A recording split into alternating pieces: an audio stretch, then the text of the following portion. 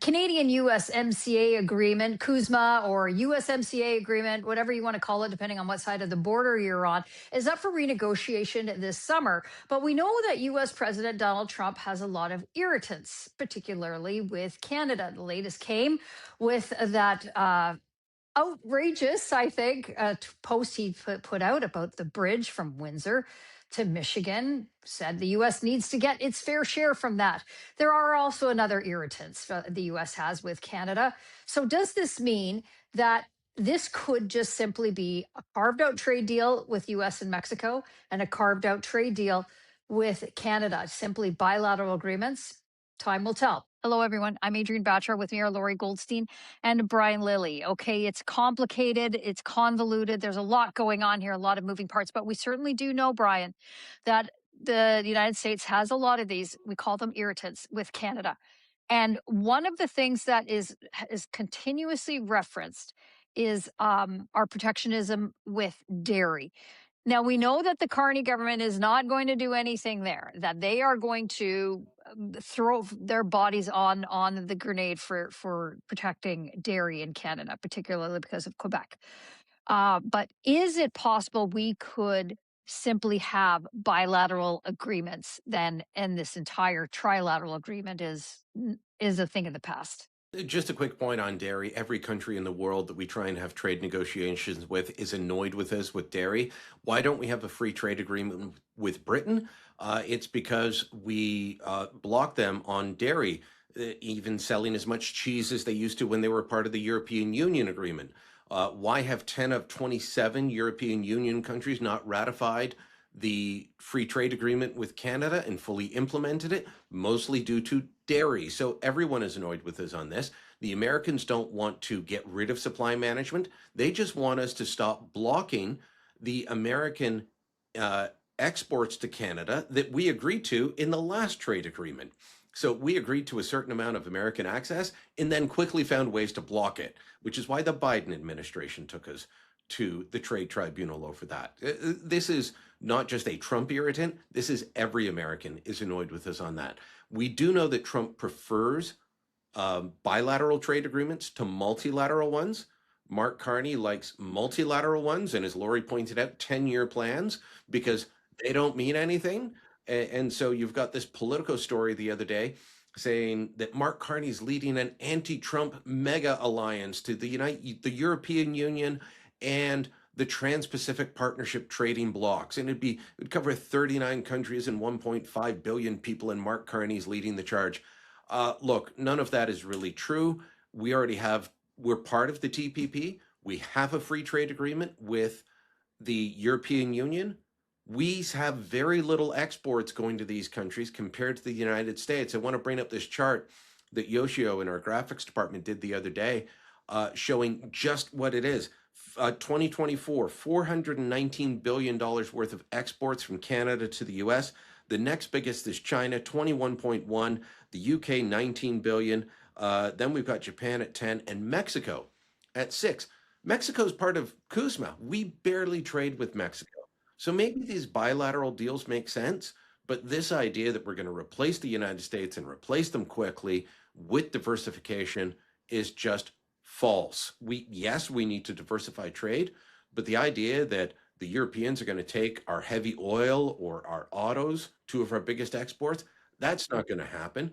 We're going to have to nibble away at a reliance on the US. It's not going to come about due to these mega deals that Mark Carney will announce and promote, but that don't really mean anything.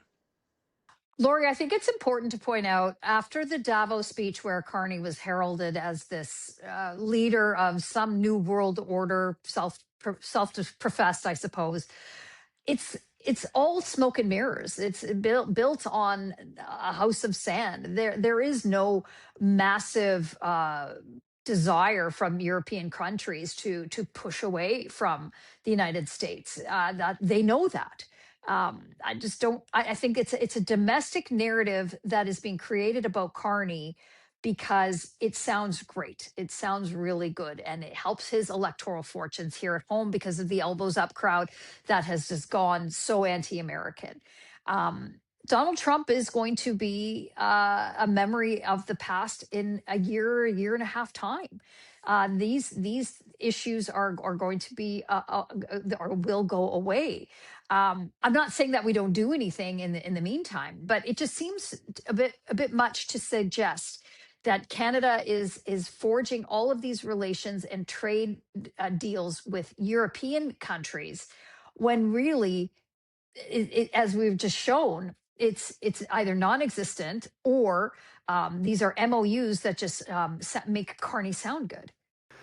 Well, look, when Carney made that speech at the World Economic Forum, that was a sympathetic audience, and everybody's mad at the states, and so yeah, like obviously the reaction's the reaction, but I look at it this way: there's nothing wrong with Prime Minister Carney going around the world seeking out these new deals with countries other than the U.S. But to me, part of the job of the Prime Minister is to keep your eye on the prize. And the prize on trade in Canada is our agreements with the United States. 75% of our exports go to the United States. Over 10 years, which is always, as I've written, is always the time frame for Carney, because why? 10 years gives you a lot of runway, to do something. You probably may not even be in power by the time you get to 10 years. And so it's like, don't tell me about 10 years. Tell me about what's going to happen with the Canada-US-Mexico agreement this summer. That's what's important to Canadians right now. And Carney himself, like this sudden thing in the chattering classes that, oh, well, we don't need a deal with the United States. Trump is losing power. We can wait him out, yada, yada, yada. In fact, on Carney's journey, on his relations with the U.S., which has gone from everything from President Trump, you're a transformational president, blah, blah, blah, like Trump loved it, right? He ate it up. He's gone from that to, at the World Economic Forum, without mentioning him by name, but everybody knew they were talking about Trump, he's destroyed the rules-based national order. Okay, terrific. But the reality is we're heading for this, and he himself has said that when people were getting, well, nothing's happening going on, we have the best trade deal in the world, Carney said. And what did he mean? He meant CUSMA, and he meant because 85% of the products under CUSMA, even with the sectoral tariffs, steel, aluminum, was great. So, okay, so you've said it's the best trade deal in the world, right? Good.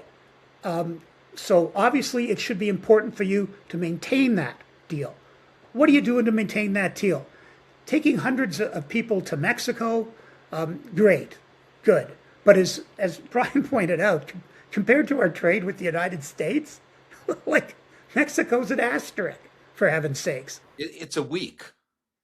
It's a week of trade with the Americans, Mexico. So, and remember, the original strategy of Carney during the election was two nations in the world responded with tariffs to counter tariffs to Trump. One of them was China and one of them was Canada. All these other countries that are cheering Carney from the sidelines, they all made deals. So, I'm not objecting to the Prime Minister he's doing things that we should have done decades ago. Try to expand our markets. Oh, it's all great.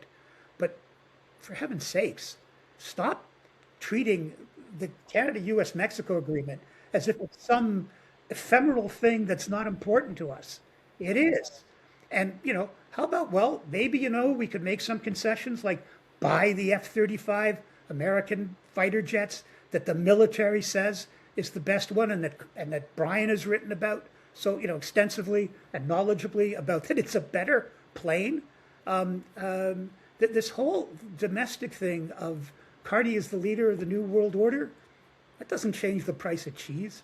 Can I make one quick point before we wrap, Adrienne, about these trade deals with other countries? When Stephen Harper came into office, we had free trade deals covering 6 countries. When he left office, it was 45 countries. He added 39 new countries. And then the Trudeau guys added a few more. We're at 51 countries with free trade deals, and still 75% of our exports go. We don't need new trade deals. We need to work the ones that we have.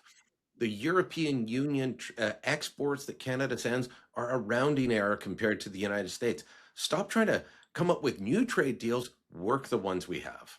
Well, the most important trade deal Canada does have is up for negotiation. So, what will happen and what will Carney's position be on salvaging it? We just don't know. Let us know what you think in the comments below. Like this video and subscribe to our YouTube channel, and go to the torontosun.com. You'll find commentary and coverage there you will not find anywhere else.